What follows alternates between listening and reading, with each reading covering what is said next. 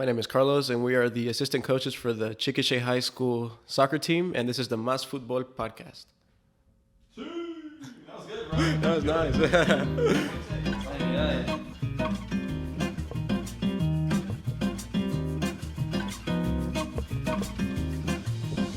Yo, this is... Damn, I forgot my intro. Oh my gosh. Yo, this is Ricardo with the Mas Futbol podcast. This is the third time I'm trying this intro because we're having technical difficulties. But with me today, the man with the plan from Bishop McGinnis, Paulo Lopez. What is up? All right, guys. This is where I make my joke about Paulo being late, but I'm definitely screwing it up today. So let's just jump into to our guest, right? Yeah. After I thank Legacy Real Estate Group for providing the nice studio, and I 100% recommend you guys, if you guys are looking for somebody to buy your house in this crazy time, definitely go that route. With the way prices are going and inflation, they can definitely point you in the right way to get approved for whatever type of loan you are needing. But with that being said, today I have a special guest.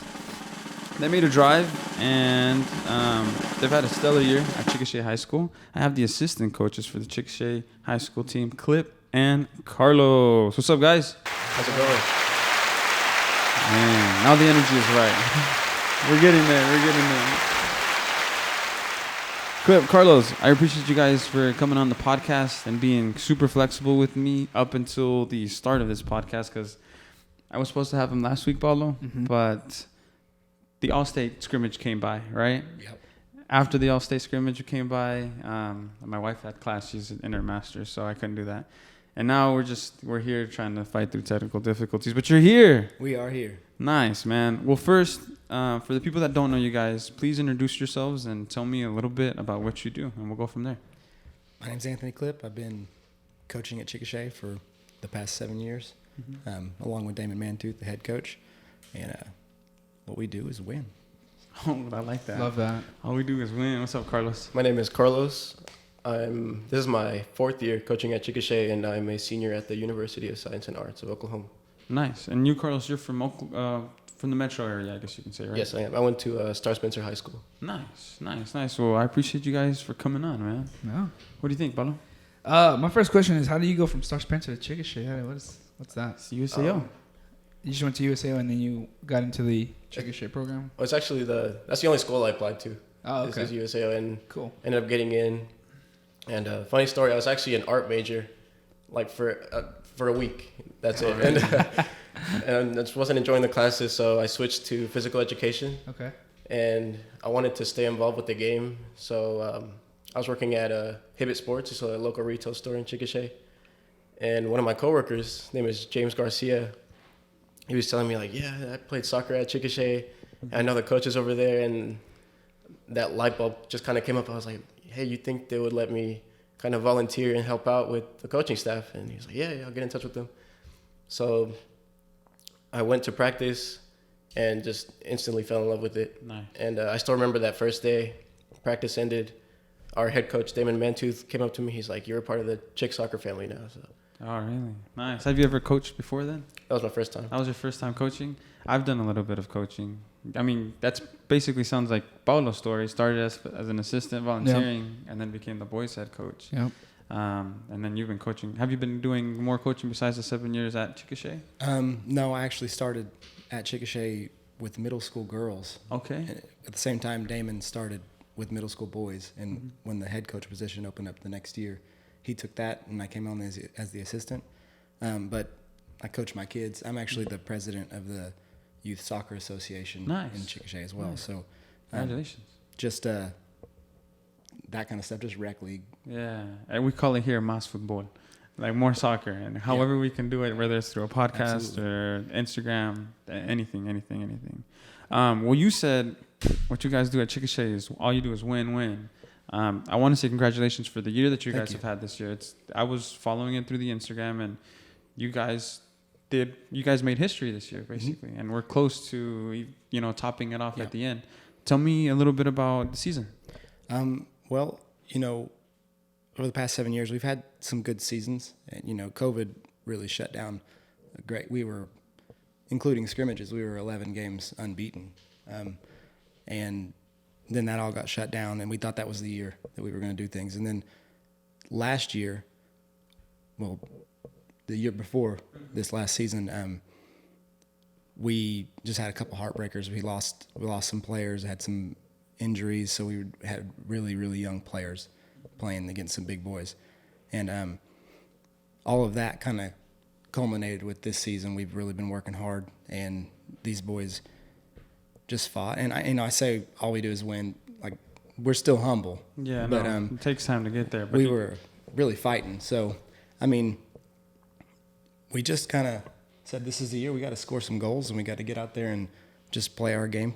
Mm-hmm. And I think the boys they've really bought in. So they gelled, and it kind of came to fruition. It's funny how it works out because you don't really know until playoffs start. Yep. And even then, it's just a game at a time. How was that playoff run after that first round win and the second? And then it was surreal, and it kind of started with senior night. We had 2 games left in the regular season, and previously every senior night we're like, oh, it's coming to a close, but it just didn't feel that. Like, we just felt like we had more to give, and I didn't realize it, but this group of boys until this year hadn't won a playoff game. Really? Yeah, and then they just kept fighting, and the result, like we tied with Elk City. We didn't really expect that. Mm-hmm. They were just kind of a really scrappy team, and kind of knocked us off possession and stuff like that. But it just every game it felt like we still have more. Like, there's still more to give. So it just never felt like it was truly going to be over. Yeah. It was emotional for me. I'm going to be honest, yeah. Just thinking about how hard the boys worked and the obstacles they went through. Like Klipp said, 2020, I think we could both agree that we had one of, if not the best team in 4A. Yeah. And then that all got shut down with COVID. Following year, we had a lot of injuries and had to play a lot of young guys. Mm-hmm. And then this year, I still think about it to this day, that semifinal game, our center back steps up to take the final PK, and he absolutely smashes it. Yeah. And everybody's celebrating in the middle, and I'm kind of just off to the side, just still thinking about everything, just trying to process what just happened. Like, we're in the state championship, and our athletic director comes up to me. He's like, "Man, you all right?" And then I just let the tears go, man. It was insane. Yeah, it's definitely a surreal moment. And I think when it comes to, like, the playoffs, I think after every win, it's just about momentum. Like, if you let that momentum, like, push you forward, I don't think there's anything that can stop you, But the other side of it is that you never truly know what a game is going to look like, because the only experience that I've ever had with, like, winning playoffs is myself when I played in high school, winning first round, second round, third, and then going into the finals. And just that feeling that you're talking about is you're just like, you just stand there and then you just let all the emotions out.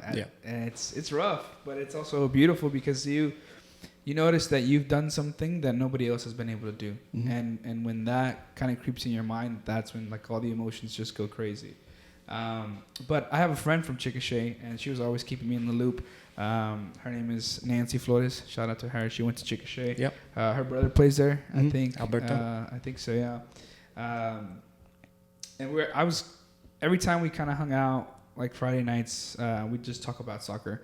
And I tell her how, like, these small schools have gotten so good because the sport has grown so much. Like, me personally, when I played in high school, like these small schools like Elk City, Chickasha even itself, who else? Enid. Mm-hmm. All these smaller schools per se weren't, like, a part of the soccer conversation. It's always, like, these big schools, like these Tulsa schools or some of the big metro schools. But now, because of how big the sport has gotten, all these small schools are getting so crazy, and, like, the hype has been insane. Like, again, shout out to you guys, shout out to Enid for what they did.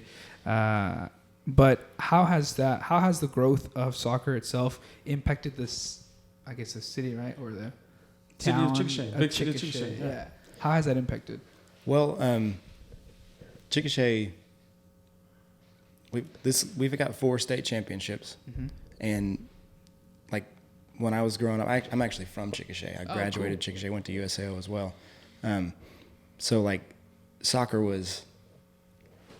we were kind of the bad news bears of Chickasha sports. Chickasha has 4 soccer state championships. I did not know that. I didn't Jimmy Hampton. He coached there? Yeah. Okay. We know Hampton. Yeah. So, well, we've got 2 runner-ups, 4 state championships. The girls have 1 state championship and I think 4 runner-ups. Cool. So, our field's named Hampton Field. I didn't know that either. Yeah, so that's back in like the 90s though. In the 90s and 2002 is our last state championship. So it was like 20 years this year. But even like whenever I was playing, it was just kind of like kick the ball, chase the ball. Like all the goals I scored were over the top and I just run it down and poke it in. But we really tried to work on possession. And I think just the growth of the sport in general, like we've got kids, instead of playing basketball in their driveway, they're playing soccer in the backyard. Nice. Yep. And they've really they're coming to us with a little better knowledge, and it's a lot less of just the let's go along with it all the time. We're actually building up goals, and that's really helped. It kind of it's bridged the gap between those big schools where they have a bunch of club players. Yep. And now we just got kids who just love to play, and they get out there and just being creative and just making things happen. It's happened while Damon and I have been coaching. We've really seen this happen, and these boys have really started to come up with their own ideas. Yeah. So I actually didn't. When I first started with them, I didn't even know they had 4 state championships. Yeah. But just learning all about that, it's good to see soccer starting to come back. And I think with our championship run, it's going to start becoming more popular, and kids are going to want to come play soccer. That's what I was going to say. That's what's going to be different next year as opposed to the previous years before, is that a lot of the players that are coming back from that experience, the pain, now they're probably going to come back even hungrier. So you're going to start at a totally different spot. For you guys, when does that next season start? Or did it already start, metaphorically? Well, it started the day it was over, pretty much. But we've been doing Summer Pride, and it's been a lot of fitness and, kind of just building up their bodies. But we've already started. Nice. We're always playing. So what are the goals for next year? State, probably? Yeah. State or bust, huh? Nice. And then you guys also participated in the All-State game as well, right? As coaches for the... Well, Damon was the assistant for the All-State game.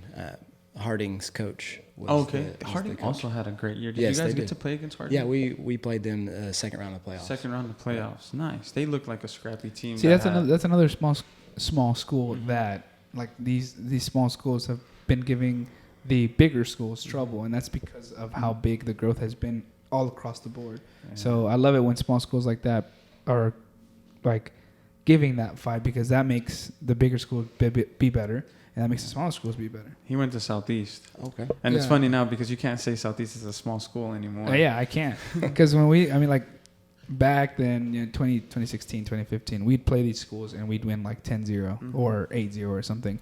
And now, because I had little humble Paulo. Yeah.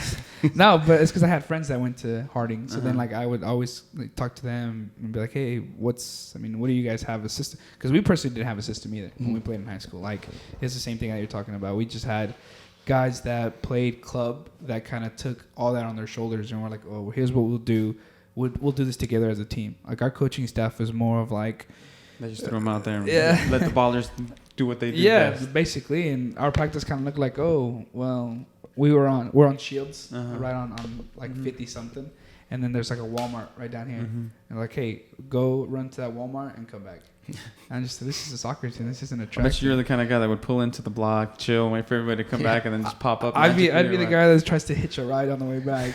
Please. But it was kind of we didn't have a system. There wasn't a coach who would be like, hey, do this, do that, do this. We just had a couple guys that kind of led us through that. And myself, I'm a goalkeeper, so I wasn't really much of a. So you're definitely the guy getting definitely, yeah. I was not trying to do all that running, but we had those guys that kind of put that on their shoulders, and luckily we were able to make a good, decent run and be state runner-ups for the first time in our school's history. And then that kind of impacted what would later become them being state champs. So I think that you guys are on the process of building up your school itself. Like I said, I guess everyone here didn't know that we had, and most of our listeners didn't know that Chickasha had, all those championships. And you've kind of restored that glory that has. but now you kind of have that like itch that it's like, Yeah. we need to be even better than that. You know, that was 20 years ago. We need to make it present, you know? And it's great. Again, shout out to the smaller schools, which they're not so small anymore. Yeah, I went to Dove, so I was definitely a small school, which I don't think they have soccer anymore, unfortunately. But yeah. Now that we've went over a little bit about Chickasha, though, let me get to know you a little bit better. Okay. When did soccer start for you? I was like 5 years old, and my dad was a real big like American football player, and but my mother said nope, I'm not doing that. She said, and I said, hey, I want to play soccer. I had tried baseball, t-ball, and all that. And I didn't like it. And she said, okay, how many pads do you have to wear? I said, well, you just gotta wear shin guards. And then she's always regretted that decision. She's like, oh yeah, you can do it. And Regretted you make it playing soccer? yeah, because high school soccer, you get banged up. Like, Yeah, you do. A lot of people don't think it's that rough, but like Imagine the corner kicks, headers, stuff happens. clashing with the keeper. Stuff Oh, yeah. happens. Yeah.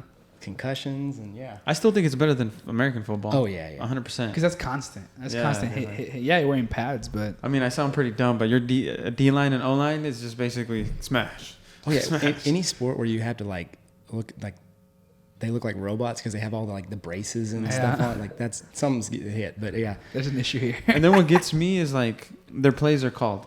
Like there is no like if I see something I'm gonna do it or there's no personal individuality among it. It's just like run this play or else. And then if you don't run it, I'm gonna pull you out. Yeah.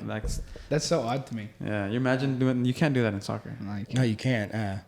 But yeah, so I say my mom regretted it, but she actually still shows up to our games. Nice. And that's cool. Yeah, so my dad as well. But so played all through high school. Actually signed with USAO and then just didn't end up playing.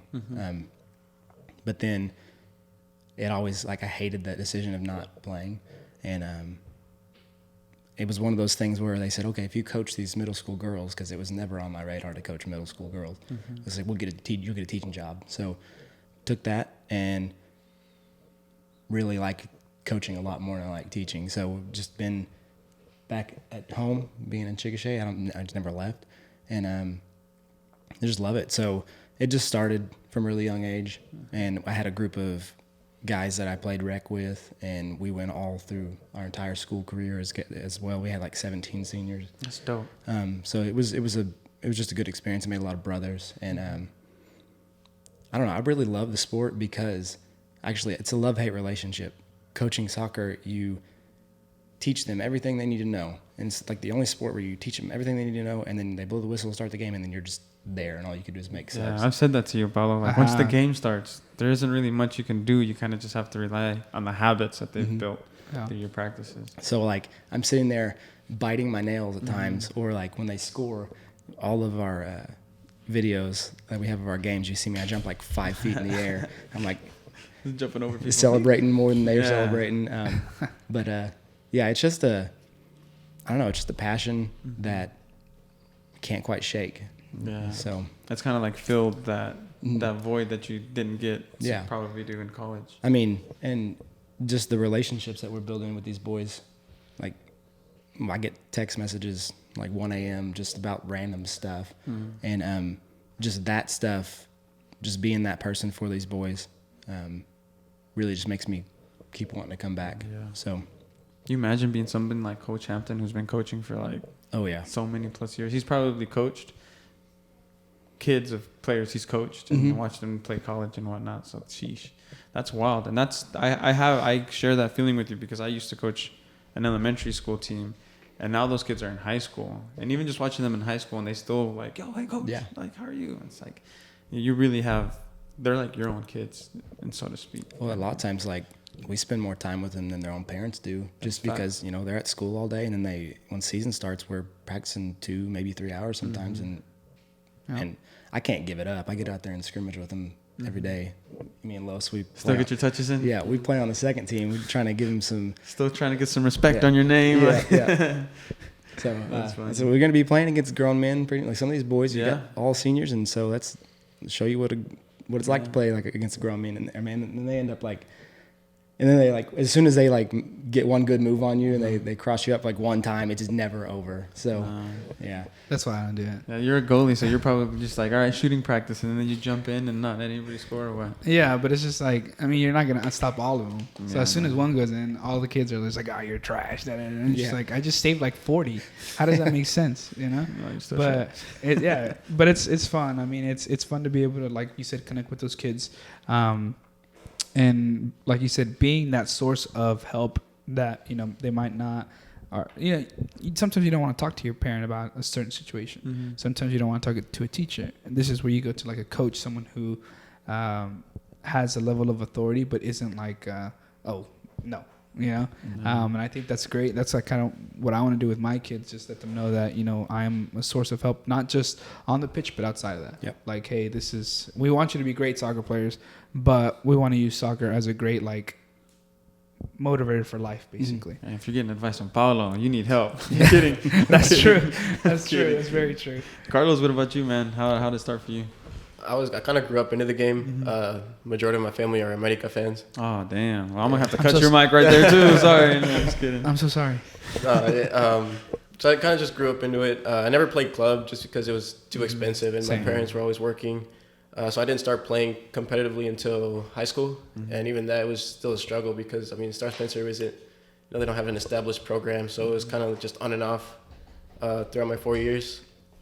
But we did have one All-Stater my sophomore year, so that was kind of motivational for us, kind of just getting to see him. Yeah. Who was it? If you can shout him out. Devontre Johnson. Okay. He made it to the All-State game and ended up signing for Southwestern Christian. Nice. So that was a big motivator for me, just to continue playing and just to keep on training and all that. And then upon graduating, like I said, I still wanted to be involved with the game, and it wasn't until I started coaching with Chickasha that I just kind of fell in love with it and really started to understand how we could help these boys just grow and develop, not only as soccer players but as students, just good people in life. Word. So your family, everyone played in your family, or who was the one that played? Your dad played? Everyone played? Everyone played in Mexico. Nice.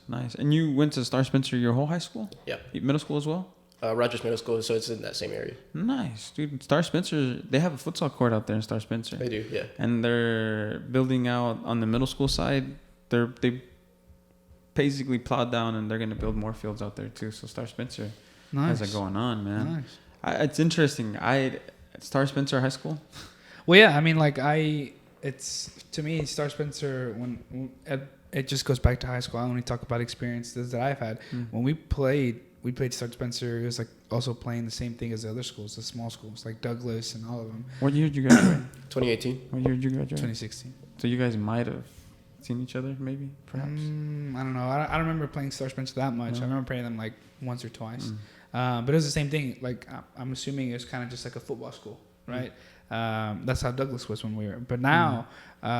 I don't know how Star Spencer is, but Douglas is like the complete opposite. Yeah. Like they have, shout out to Mario and George for bringing in such a big culture of soccer that the momentum has shifted to the correct football, But yeah, Star Spencer, when I was there, I think it's the same equivalent of, like you said, they didn't have a foundation. They didn't have a system. They didn't have anything like that.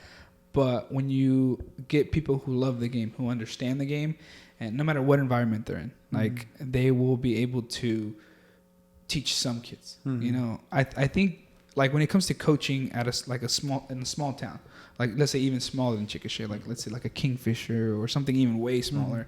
I think the goal there, like if I was to coach at a small school, my goal wouldn't be to you want to win a state championship. That's the ultimate. But it's kind of like what Adam K says. It's more important to develop players, people that experience. Like that. That's what it is, because you can't go from like winning, like your first year winning a state championship. No, you want to get 2 All-Staters or 3 with your keeper. You want to get like you said, you guys have made history now. You want to keep making history, and then by the end of a couple of years, all these small goals will lead to that big goal. So again, kudos to you guys for doing all that. I kept hearing a lot about Chickasha. The Futbol Factory posted a lot. Nancy was always talking about it, and I once I saw a couple W's. It's funny because when you see the couple W's, you're kind of just like, okay, and then they keep getting W's, and you're just like, okay. Yeah, at that point you're just like, whoa, So man, yeah, kudos to that, and I hope that you guys keep growing the game in Chickasha. That way, all these bigger schools get some fight, because some of them are just annoying. Yeah. Did you make the All-State team? I did not. No? Okay. But you still made it to USAO, right? Yeah. To play. How did that go about? Like, did you have a plan? At what point did you know you wanted to continue playing college? Well, I actually didn't. I just applied just to be a student. Yeah. I wasn't really. I was thinking about playing. I did try out and made the team and everything, but that was actually my second year as a sophomore. I tried out for the team with the JV, and then I ended up making it. They were like, "Hey, we're gonna get your eligibility stuff in, and then you'll start some games with the reserve squad." I was like, "Yeah." So, and that was when Chickasha kind of officially offered me an assistant coaching job, and I was like, "I can't, I can't just leave." So I decided to stay with them. Nice. It seems like every year their practice schedule is like exactly the same as our practice schedule, so it doesn't quite work out. What are you gonna do after you graduate then? If you don't mind me asking. Oh, you're good. I either want to attend graduate school to get my master's, or I want to go back and teach at Chickasha. Nice. Well, it sounds like you guys got to. And you guys give our shout out to the head coach too. Can you guys touch on a little bit on him? Yeah. Let us know a little bit about what he does. He's obviously he's a head coach. He's the backbone of all of this. And that man, if he's not working like on other stuff, it's soccer. It's all soccer. Yeah. He's a Liverpool fan. Ouch. Yeah. But you're a Liverpool fan. Carlos give him the fist. Yeah. I'm a Chelsea fan. That's what I was gonna. Chelsea fan. Okay. That's even worse. Okay. I don't really have a leg in the EPL. I just enjoy it. I got you. Hey, I don't watch nearly as much as Damon does, but he is, he's kind of responsible. He is responsible for our entire game plan of, it's always been just winning with athletes. Mm-hmm. But now we're going to teach those athletes to possess, and we're going to just press everybody as hard as we can. Defense starts with the striker, and just keep pounding people. And that's really, I think, been the biggest change. Or just like at times we've possessed and it's just been pass. How many passes can we make? Well, we were like, let's possess with intent. With purpose. Yeah, like we are always moving towards the goal. And he is such a fiery person. Like he is always on it. And he's one of my best friends. And I literally, he does anything for those boys. And at times, like there have been times where it's been, 1 o'clock for me and I need something and I just text him and he's just always there. So he's such a good guy. And he just loves life and loves these boys. And he's a Chickasha alum as well. He was a member of the team that, like the first playoff team his senior year. And, we both never thought we'd be back in Chickasha, but, it's kind of just where God put us. And, it's been a great ride. And I'm just having a blast. Like I've learned so much from him. And we're both extremely competitive. It's kind of hard for me to have to sit back and be like the good cop. Yeah. Like he's always bad cop, and Los and I get to be good cop. But he's just a fantastic dude, and his son was a senior this year. Is the best soccer player I've ever seen. What's come his through name? Chickasha. Quentin Mantooth. What number was he? He was number 10. Okay. I can recall. At the All-State game, or at the All-State selection, I'm a numbers guy. So like I'm looking at stats and stuff, and the dude, I only had stats from his sophomore year to senior year, but he accounted for 55% of our goals with goals and assists. And it's gonna be hard to replace him, but we got a lot more boys that are. I think we could probably get the same production from multiple people, where we can just kind of spread the wealth. It's funny when you lose a star, how other people step up, and sometimes you're surprised at who fills that role. But yeah, Damon, just always there. He's kind of like, he'll be proud of me for using the word ubiquitous, because he's an English guy. But yeah, he's just a good guy, and he just brings some fire to the team. And he knows everybody too, so he's kind of partly responsible for just the support we've had from the town of Chickasha. Like at the state game, we had more fans than Clinton did. And that's probably the most fans I've ever seen at a sporting event for Chickasha ever. So it's just wonderful to be a part of that. And I truly feel blessed that he's allowed me to stick around and help out. So I think that's like the most amazing thing, that you guys are like both alum, and then like that you guys are so interconnected with the program itself that it's basically like growing in itself. That's what I'm hearing. It's like it's just Chickasha sounds like a whole just a community among itself. Yeah, because you don't need like an exterior force to bring in to be like, oh, because you know how like I feel like we have it like the Mexican national team. You know, why are you gotta do this again? I mean, I'm just trying to segue into it, like, but it's just like fight now. But it's just like how they feel about like, oh, let's not bring on, you know, Argentinian players, Argentinian coaches. You know, like they're much about like, let's do it within ourselves. And I think that's what Chickasha has. Like they're like, you know what? We don't need anybody else from, you know, the inner city or whatever it is, or from, you know, Europe or whatever. Like, let's do it for ourselves. And there's a lot of teams like that. Like, I mean, Chivas does it. You know, like, hey, let's have people who only have Mexican players. You know, like Mexican players, this and that. Yeah. Let's show them our own quality and what we can produce. I think that's what Chickasha is. I think it's cool. I think it's wonderful. You said Hampton was there, and then he went to, now Hampton's at USAO, still in Chickasha. You guys played at Chickasha, still in Chickasha. Yeah. So, I mean, that's kind of my whole theory behind trying to get to be the president of the rec league that we have. Like, we're reworking the entire program to be kind of more in line with club teams, where we have just an academy to start off with, and then we build up. I mean, it's going to be really great to not have to teach middle schoolers how to throw the ball in. Imagine that holistically. Like you're now not only in the high school, but you were in the middle school, but now you have your hand way more up in the glove. And Damon, like, he'll go to middle school games and he's like patting the boys on the shoulder, standing on the sidelines. Like, they just love to see him and love to talk to him. He's like, middle school kids are going, that's the high school coach. Absolutely, you know what I mean? That's awesome. Yeah. That's pretty dope. Dang. Can you imagine where they will be in 7 years? No, dude, it's gonna be like, I would not want to play Chickasha in a couple of years, because like when you have something like that, when you have like not just your per se 15 guys playing on your team, you know, and your 3, 4, 5 coaches, but when you have like a whole community backing them up, it's the same kids kids playing with each other from elementary to middle school, even up to high school. That so is you're talking dangerous. about same kids, same team. That's dangerous, 15 man. years in. How does that make you feel? It sounds exciting to me just talking about it. It's like, I cannot wait, and I have no plans of going anywhere. And you know, it's awesome because I'm coaching my 6-year-old and my 4-year-old. I'm making them play together. My 4-year-old's a little girl too, and she's tiny. And she's the second child? Yeah, she's a third. My 9-year-old hasn't been able to play. He's had some health issues this year, but he, like, this year it sucked because at the beginning of the season this year, like, it really clicked. Like, he's gonna be a 10, where he's like, you saw the light bulb turn on. He assisted one of his buddies, like, half of the goals he assisted, and I'm like, all my kids are tiny too, so he looks like he's playing 4 years up, but he's not. But just watching that, like, you have all these guys like from 2002, our last state championship, they're now having kids, and they're excited, and they're wanting to put their kids in our program and get them going. It's just the whole community is excited about soccer, and it's one of the best things I've ever experienced. So.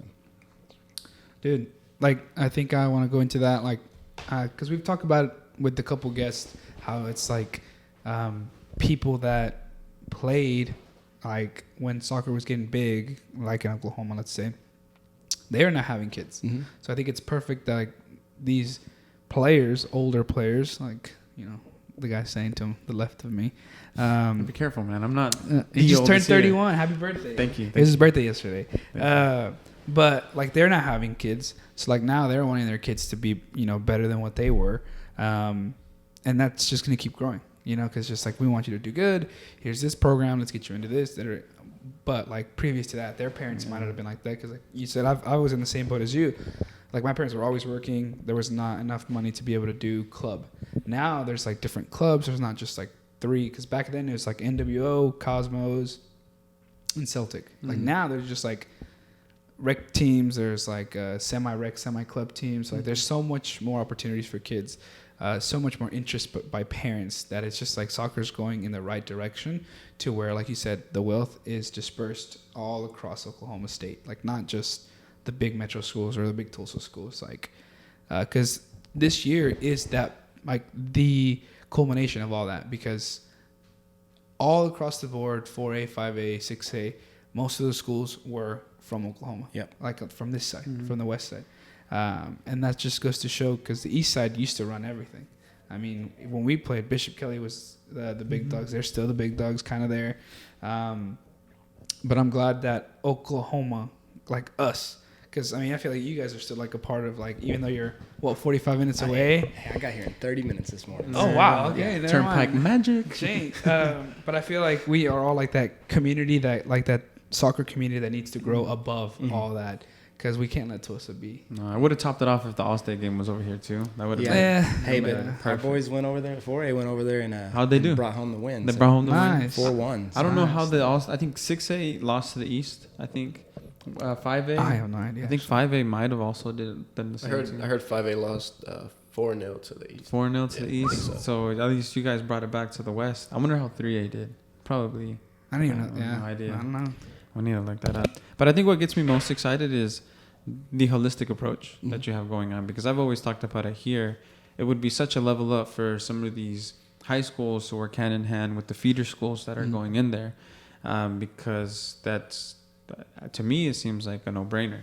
Like, why not? But Because that's like the setup of an academy. basically, It's just like those kids grow up playing with those kids, and you kind of implement the system that the high school has to the middle school. Obviously, you don't want to do It's it a cheat at code. such Clip's the early cheat age. code. It really is a cheat code, because like all the it's not a cheat code. It's all fair and game. well, I mean, it's I just just like don't want to go out and say he's cheating. No, it's all fair and game. It's all well, fair it's just and like game. for like a, let's say, a metro school, it'd be a little bit different. Yeah. Like they have that cheat code that they all have club players that they can play club. But Chickasha has that cheat code that they're able to. They might have a club implement later. a seed, Is there a club out of Chickasha? No, it's just see what I say. We actually, as of right now, I think U10 is probably our last year. I think we have one U12 team. That's not gonna be fair, man. They have two cheat codes, a club and a like academy. Basically, I think it's coming. That's gonna be tough. Hey, that's gonna be that's tough. Clinton. I mean, I feel like that's Is it really? That's Clinton. They've got. I mean, they're just far enough away from the city where they can kind of do that on their own. Yeah. How far is Clinton from Chickasha? It's like an hour and a half. An hour. maybe. It's still too far for something to combine forces. Yeah. Well, they're our rival. Yeah, I don't think you would want to combine with your So who rivals. is that? Chickasha, if Chickasha had a rival, it would be Clinton. For soccer, for sure. Yeah. I mean, Yeah. What about it's for football? We kind of joke, but before every game, we're like, "Oh, we hate this team." Yeah. And then being like by game 5, the players are like, "Is there a team that we like?" Like, no, they're all our rivals. Like Basically, everybody. But like Clinton also has that C, right? Like, Yep. isn't there like Yep. they're like That's why on Instagram I put like it's the battle of the CHSs, but yeah, we kind of came up short on That's that one. fine. That's fun. it is. Thanks. So that one must yeah. have sucked then. But it was kind of a meltdown. I mean, that was not our top quality Game.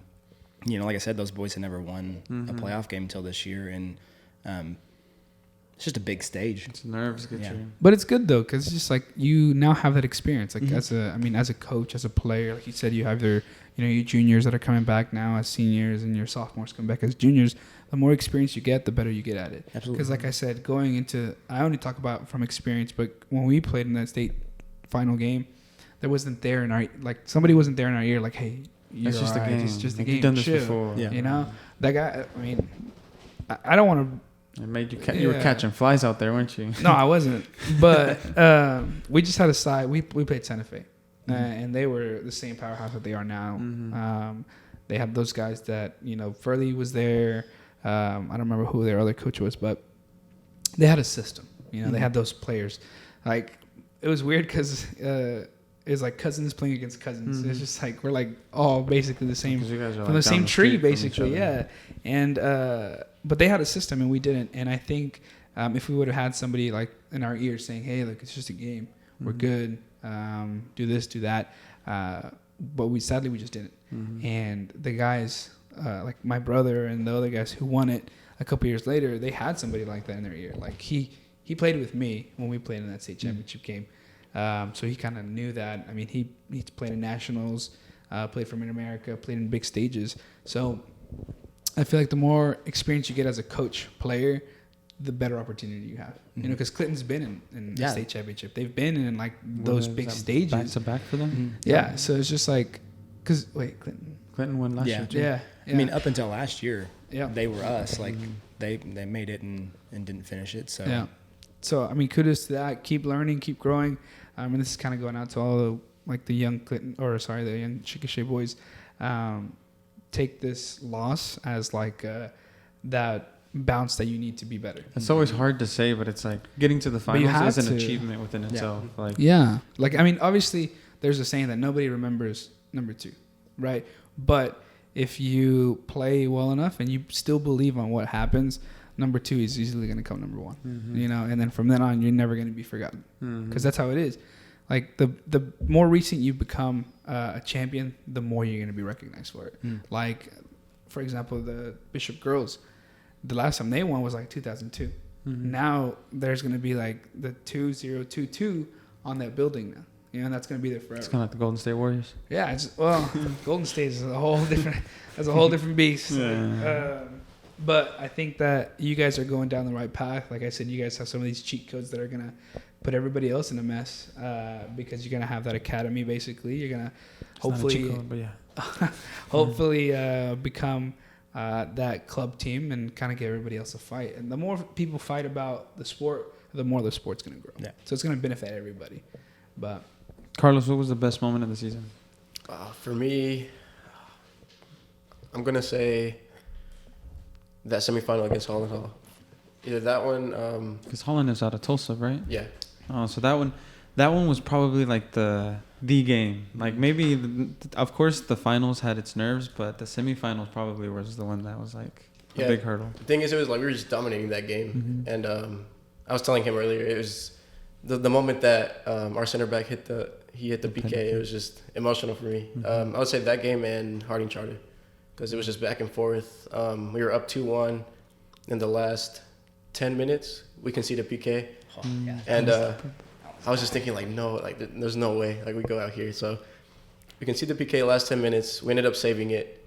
That's what I was going to say. The keeper blocked it. You guys had a stellar keeper this year, too. Made the All-State game. Yeah. And in the last 30 seconds, Harding hits the post. And it was just like that pause, those few seconds. It's like in slow motion, huh? Yeah. Like that punch that takes the air. Like, I think those 2 games were probably the best 2 games of the season for me. Talk to me about that moment, Klipp, because you look like... Man, it's one of those things, like I told you, I jump like 5 feet when we score, but like I was on the verge of tears because, you know, kind of your heart's breaking for these boys. Like when we gave it the PK, which I always felt it was kind of questionable, but when they gave it the PK, at that moment though, I was truly like, Ray's got this. Ray was aside from Q, he's the heart and soul of the team. Like he's a little guy, he really has no business being as good of a keeper as he is. But like PKs, he blocked. Was it 5 PKs the last 3 games? Yeah. Dang. Yeah. So both of our shootouts, he came up big. But like that moment, I'm sitting there looking at this Harding team, which, you know, like shout out to them. Like they did all of that they did with like 13 players. They didn't have any more players on the bench. They had 2 boys on the bench, and they were just going at it. And you know, we look at us, we're like trying to make cuts on. Like to fill out the roster because we can only have 22. We're like, we have a bunch of boys, but like they're just going toe to toe with us, and I'm just like, please, I'm literally praying on the sideline, like let's not give it up at the very end. Like I don't want another shootout. But no, they kept fighting and made us proud. I mean, it was one of those things though. Like we kind of go into every game expecting to win. But yeah, there are a couple Heartstoppers. Like I need to like take some blood pressure medication or something. What about the worst moment of the season? Like maybe one moment that just was something that you just had to get through. I would say that loss against Medill, because it was basically us and Medill for the district championship. And that game, our number 10 Quentin Mantooth, he was out sick, and so we kind of just had to go into that game without their main leader. Mm-hmm. So it was kind of rough. I don't think we were terrible. I think we played up to their level. It was just a few mistakes that could have been easily avoided. Mm-hmm. That one, and then probably U.S. Grant, because we ended up playing them twice during that season. Once was just a regular season game, and then once in our Chickasha Invitational tournament. The first time we ended up drawing 1-1, and then we lost in PKs, and then that second game we just kind of fell apart. But that's a 6A team though. Yeah. Like, that's still a lot. That's congratulations on that. Crazy. Is there a coach that you like to emulate your game off of, or if you had to pick? I mean, like, out of everybody in the world? Like if there's like a coach that you're just like, I'm going to be like Mourinho today. Klopp. Klopp? Yeah. You like that? I mean, because my name's pretty close. And Klipp to Klopp? Yeah. Yeah, you just, I mean. You should get that on a shirt, from Klipp to Klopp. Yeah. When he coaches, he goes from Klipp to Klopp. That's a good one right there. I think that might be the name of the show today. Copyrights. From Klipp to Klopp. I'm gonna write that one down. What about you, Carlos?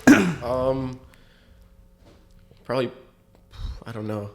I really like Klopp's style, but I've been watching. Have you guys seen the documentary "Take the Ball, Pass the Ball"? Yeah. With Barcelona's documentary on Netflix. Such a great I've seen that thing like 5 times, and every time it's just so interesting, just how he created just a monster team, just with nothing but possession. So I think. Just that style was just beautiful football. Do you think anybody that had that team could have been successful, or does the coach really have much to do in that situation? I think it's 50-50, honestly. The players and the coach. You look at the midfield they had with Xavi and Iniesta. I mean, they're not your typical soccer players. They're really small, really, really tiny players. So you wouldn't expect them to dominate football like they did.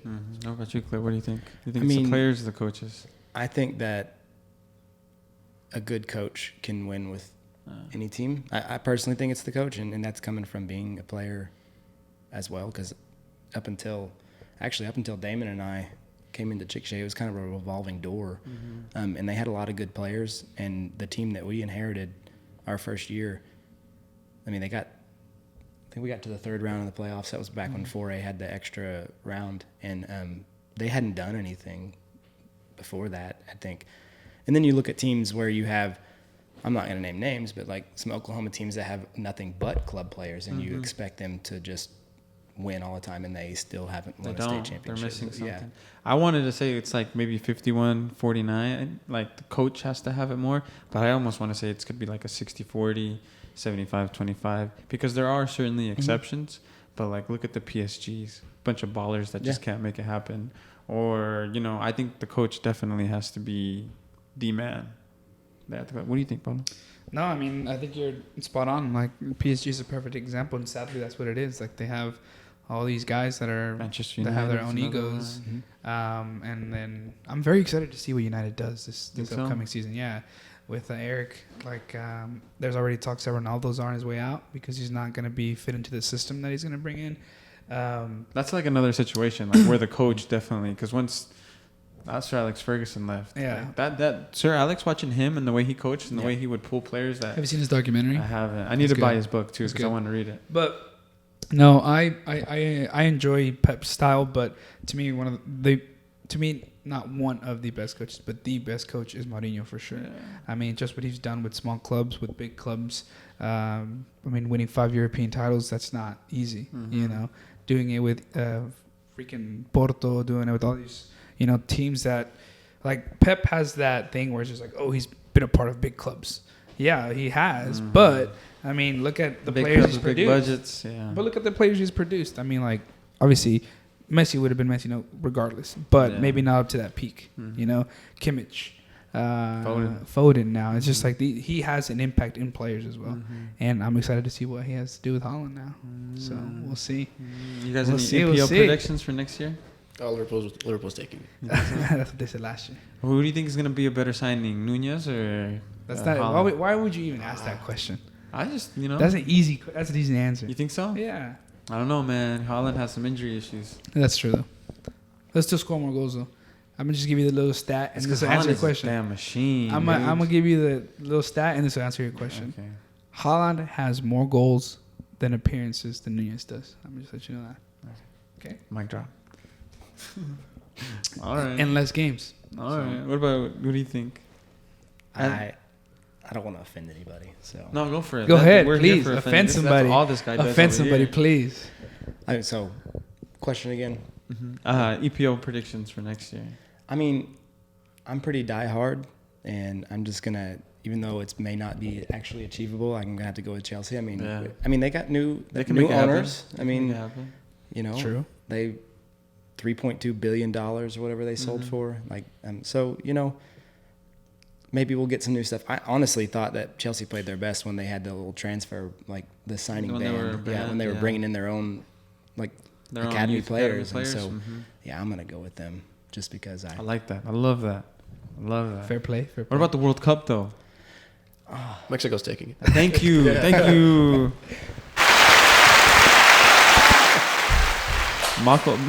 Paulo went and did me a favor and unhooked his mic and is leaving. Listen, Thank you.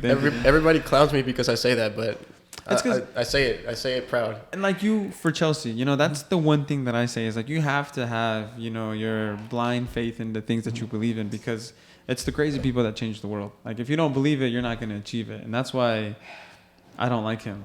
Because he's so pessimistic, bro. Like, and I get a lot of people are just like, it's the worst team ever. But It's not. we're not that bad. It's not. We're not that bad. But okay, this is the problem that I have with Ricardo. Hold on. What do you think, Klipp? I mean, I know that we're guaranteed an appearance for the next World Cup, but soccer's on the up and up in the U.S. Thank you. When you play at home, it's different too. I think that definitely matters too. And every time, I guarantee you, every time that a team has won the World Cup for the first time, it's people have been like, "Oh, this is it," and then people said, "Oh no, you're crazy." Yeah. I guarantee you that, like every first time winner, there's been the majority of people say, "No, it's not going to happen." So, I mean, we got one Premier League player, so Nah, it'll come. World Cup will come to a North American country soon. Watch. Most likely the U.S. above Mexico. See, it's always like I hate Ricardo because it's just like the analogy that somebody gave me yesterday because we were there till like midnight yesterday talking about the national. they were telling you like, tell Ricardo I said this. Yeah. So they said, I told them actually the analogy was Ricardo. It talks about faith a lot. Like, oh, we should have faith. We should have this and that. And I said, look. I'm gonna get the camera. Go ahead. I was like, look, if my truck is making noise, like something's wrong. You know, like my engine light comes on, something is wrong. Something is messing up. At some point, one of these things isn't connected. Something's loose, right? Am I gonna be like, you know what? I'm gonna just have faith. I'm gonna have faith that it's gonna resolve itself. What's gonna happen, Ricardo? By the end of it, you're gonna have to go to a mechanic or something. He's gonna charge you $2,000 or whatever to get it fixed. Or what's the other option? You just get a whole new truck. But it's gonna be expensive. That's what it is. That's what the national team is. There is something the check engine light has turned on, and nobody's taking notice. Everybody's just like, let's just have faith. Bro, let me tell you something about pride. faith, bro. Let's have pride. No, that's not it. Something is wrong. You have to fix it. There's no way. Like, he's taking the steps to fix what Chickasha has. But sometimes right? it's too late to fix things. You know, It's never too late. What do you mean? It's kind of like hearing people say that they want to sack Southgate. I mean, the England coach, right? It's like, it's too late. One loss. Come on. They made it to the final. And it's like, but the thing about Mexico is just like, it's too late. Just believe. I know, but Southgate has made it to the Euros. Just believe. What has Tata done? He hasn't done anything. Believe. He lost the Confederation Cup to the Believe, bro. US. Didn't he make it to the Copa America final with Argentina? Right? Believe. We're talking about with Mexico. With Mexico. Mexico. Yeah, no, he has the knowledge, but it's just like if you have being a national coach is difficult. I'm not saying it's the easiest thing.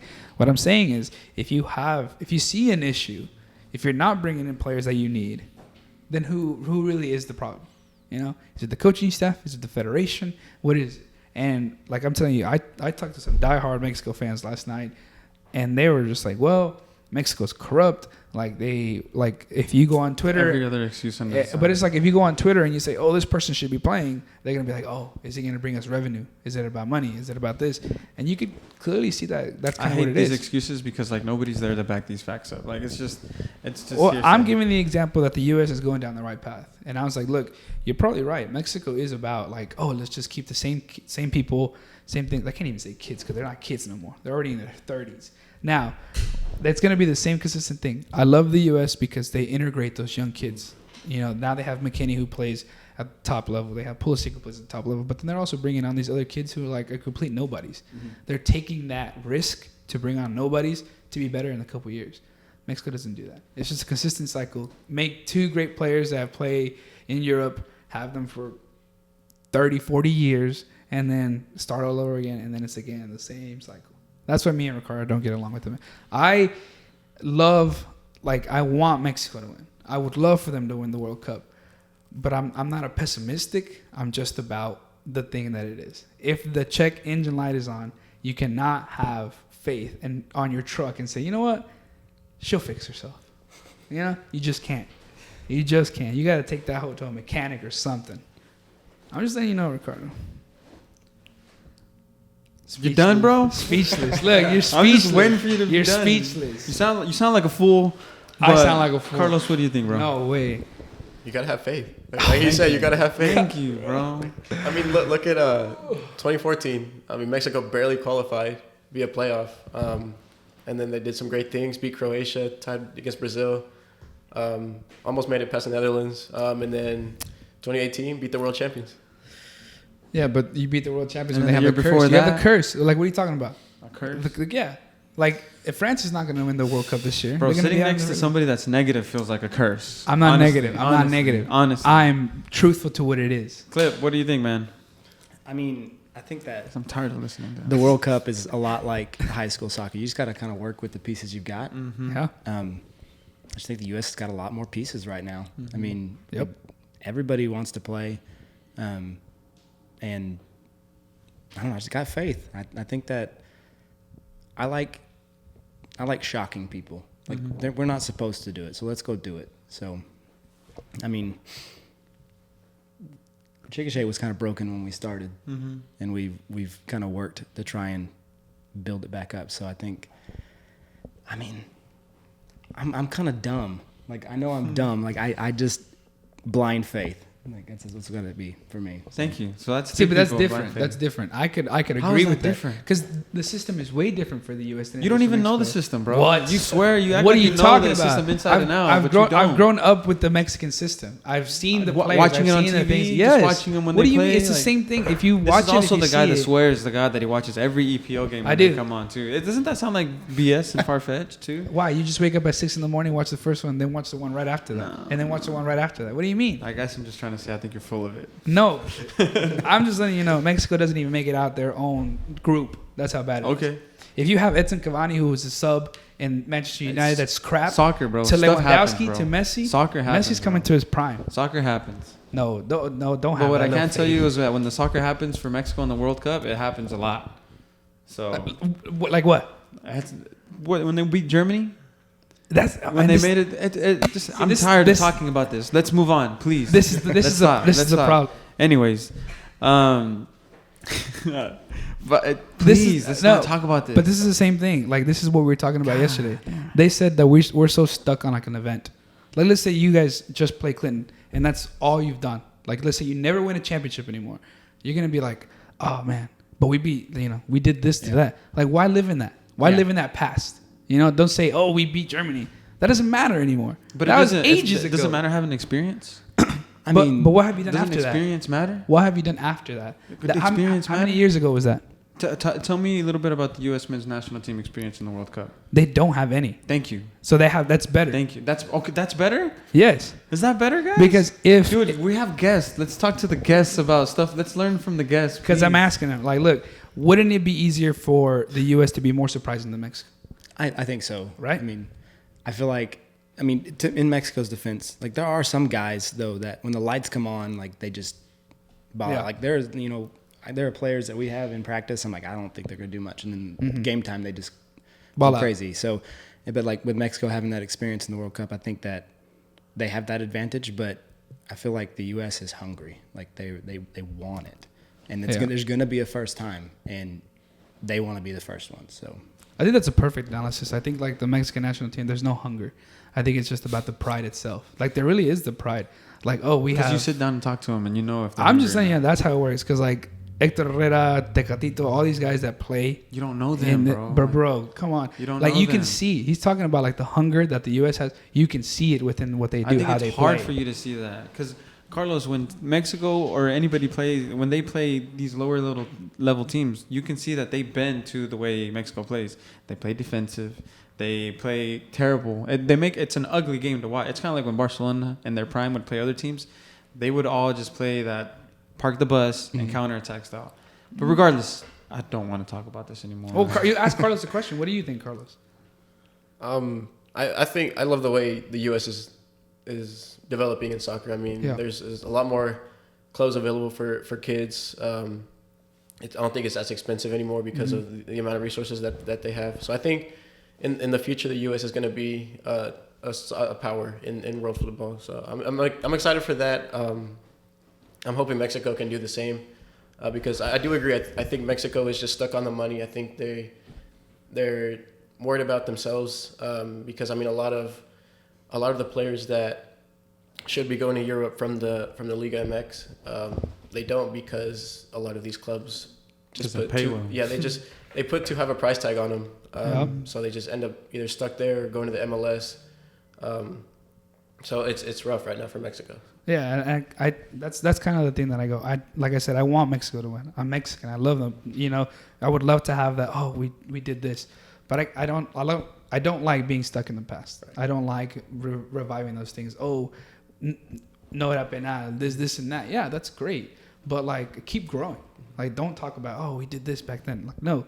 But I think that's perfect because we also had that conversation. When you put a price tag on somebody who's going from La Liga MX to try to play in Europe and it's like 12 mil, right. The European teams are going to be like, why am I going to spend 12 mil on one player when I could spend 12 mil on two in South America? Mm-hmm. You know, like Nunez. Like these guys went to go play at such a big level now because of that less of pride.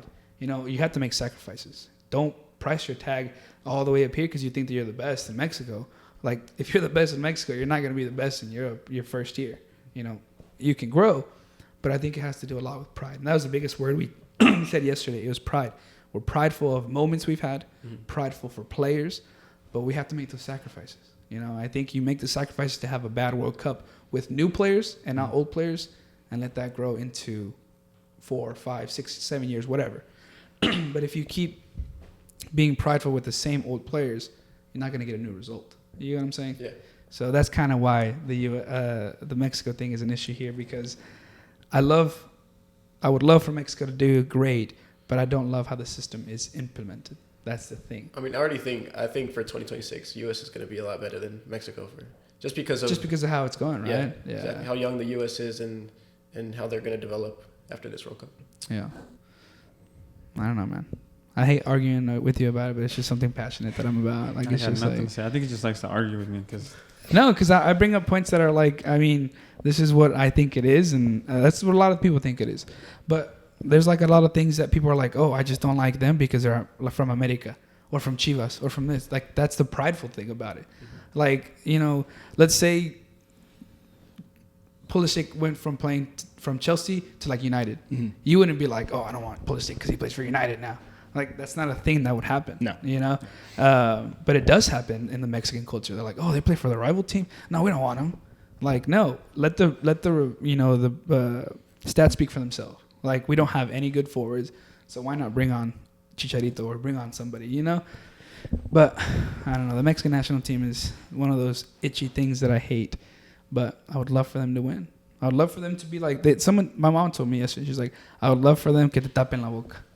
Me too. I would love, but it's not going to happen. You know, I learned something very valuable today. What? I'm never going to bring up the Mexican national team around Paulo. Ever again. If he ever starts talking about it, I'm going to do like I did this past 10 minutes and just keep my mouth shut. Because, like, you ever hear that saying, when you argue from an idiot from afar, it's hard to tell which one's which? Yeah. I'm just going to stay out of it next time with Paulo. I was just letting you know how it is, man. Okay. The list for the World Cup came out. What do you guys think about that list? Do you guys have any plans 4 years from now? I'd like to go. You have to go. Where? I'd love to go. They're playing in Dallas, aren't they? They have. We could pull up the list, but it's like Dallas. Yeah, it's a couple. Kansas City. I know Atlanta has Miami's one. Seattle, Miami, and then the one in Boston.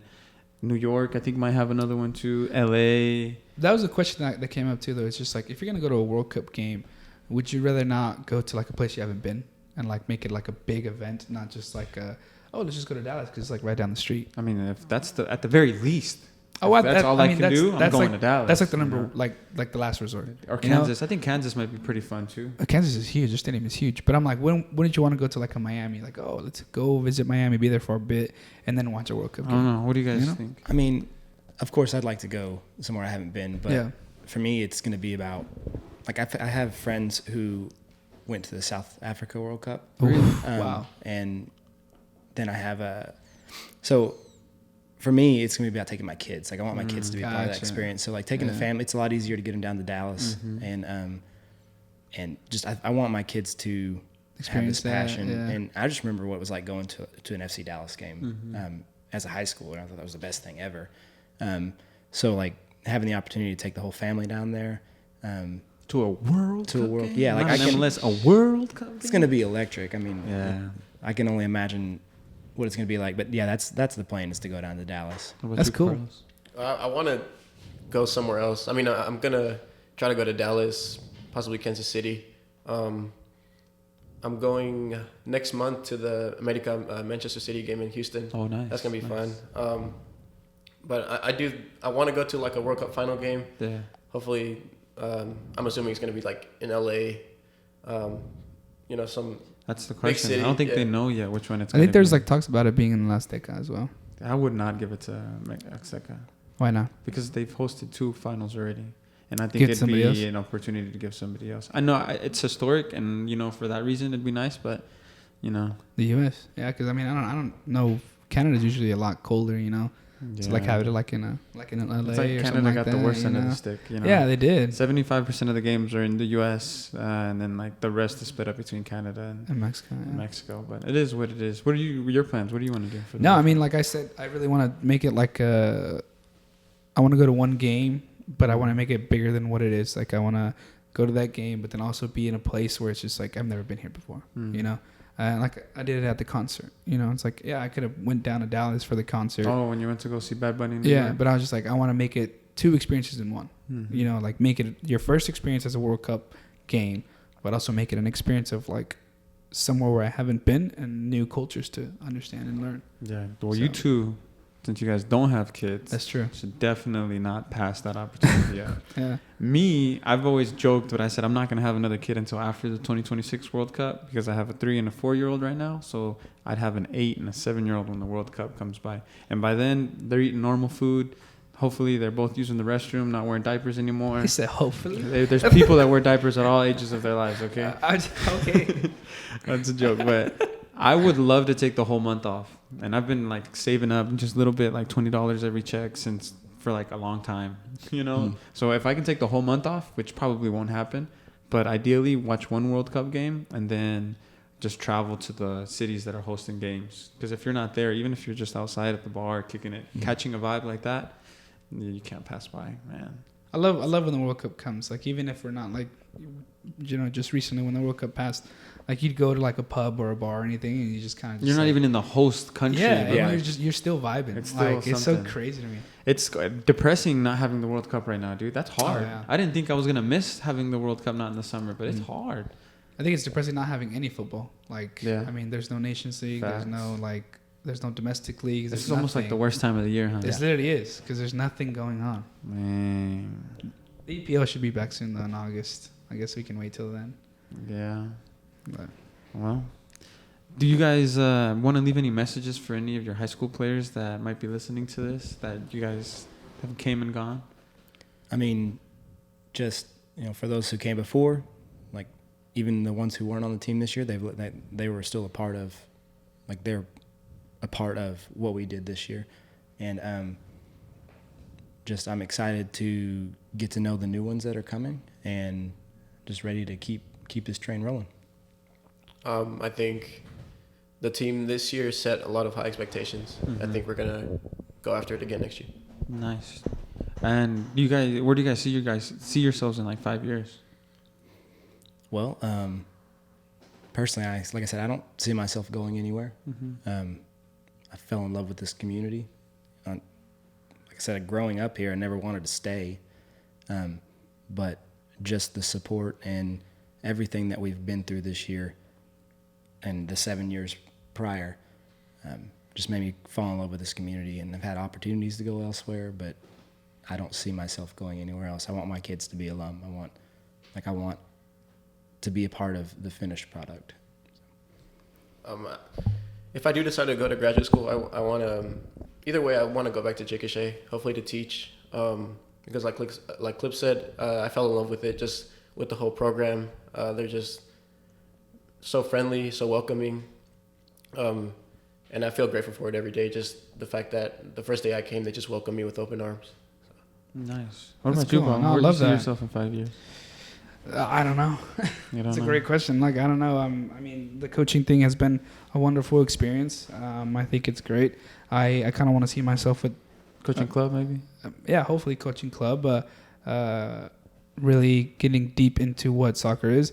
I want to see myself making soccer my livelihood, like not having to worry about another Like job. full time? Yeah, like making it full time.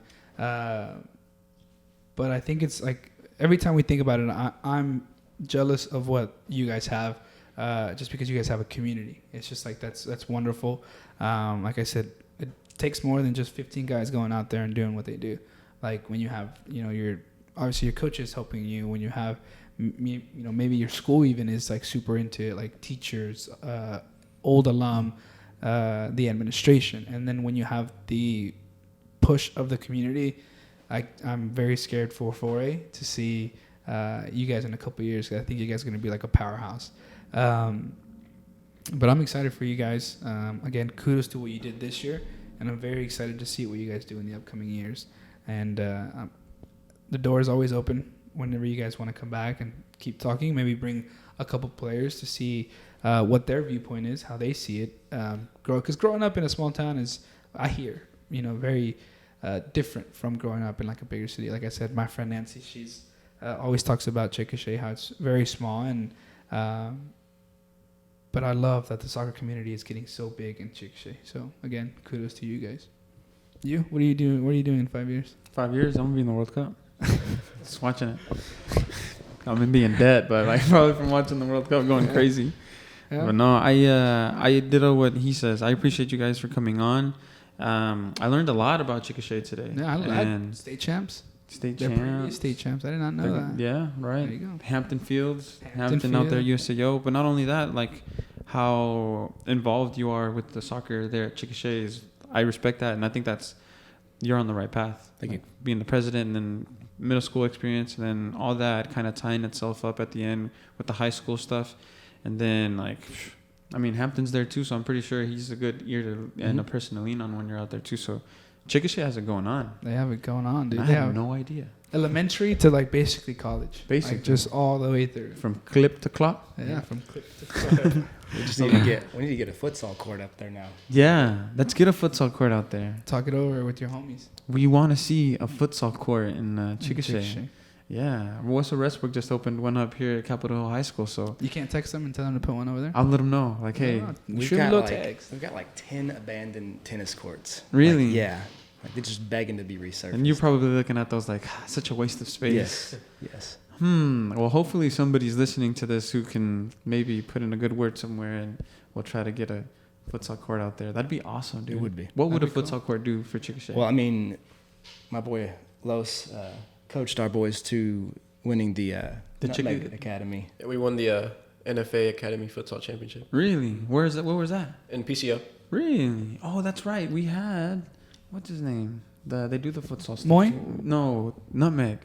Oh, yeah. Yeah, no, Steve Scott. Mm-hmm. Yeah. You guys went out and just Balled out? So it was kind of just a journey. I mean, the first year that we were in the tournament, we made it to the finals, and we ended up losing to US Grant. It was like 4-3. It was such a exciting game. In a futsal game, 4-3? Yeah, like it was like the crowd was just going crazy over a futsal game. Like you usually never see that. And then the following year they didn't have it because of COVID. And then this year we went all the way and beat PCO in the final. I think he spoke about that. Remember? I think he spoke. Steve. Yeah, he spoke about how like that game was so big, like that there's like fans all across the board, and I think it's wonderful for kids to experience that. I think that's such an untapped market. Yeah. Like the futsal court that brings people in from, like, you could be playing at a different club, but the futsal will bring everybody in a different level. So I think futsal, can you imagine like a high school futsal state championship game being played somewhere? Hey, awesome. every other sport has like a summer league. Yes. Like in high school, like you got slow pitch softball and you've got summer baseball, summer basketball. Like that's what we need. We need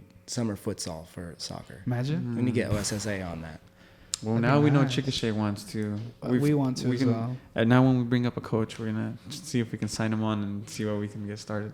Well, dang. That's what's up. Well, anything else? Some closing remarks before you guys leave? Any questions for us or anything like that? Who's your favorite player of all time?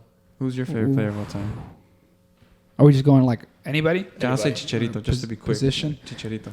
No, I mine has to be Messi. Messi? He's a goat. What about yours? Thierry Henry. Oh, TT. What about yours? Chicharito as well. Chicharito, dude. I think it's Chicharito because... That's fair. I mean, for me, I was a Chivas guy. And then he came... My parents are from Jalisco. So watching him...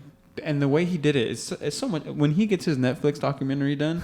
Boy, from like Chivas Dude, to Man U. I think the most insane thing is when he played for Chivas 1.5 and then played for United. And still scored? That's so insane to me. And then he goes to Man U and just demolishes it. Like, people just can't. That's the Sir Alex, like, magic. Just picking up the little P and just watching him rip one in his face and still scoring and scoring with the back of his head. And then taking Real Madrid. And then going to Real Madrid and Champions. scoring volleys from Isco. Like, that guy has a story. And then he's going to come back to play the World Cup and win it? Let's relax. Crazy. It's crazy. You could cut that part out, the last part out. And that's where we're going to end the podcast, guys. If you guys have tuned in this far, we appreciate you guys for listening. This is the Chickasha head coach, the assistant coaches, Klipp and Carlos. And this delusional guy next to me, his name is Paulo. And be on the lookout for part 2 when we have you guys back and you guys show us your state championship brings at some point. Nice, dude. Thank you guys for coming on. And I appreciate everyone for listening. This has been the Mas Futbol Podcast. Peace. Peace.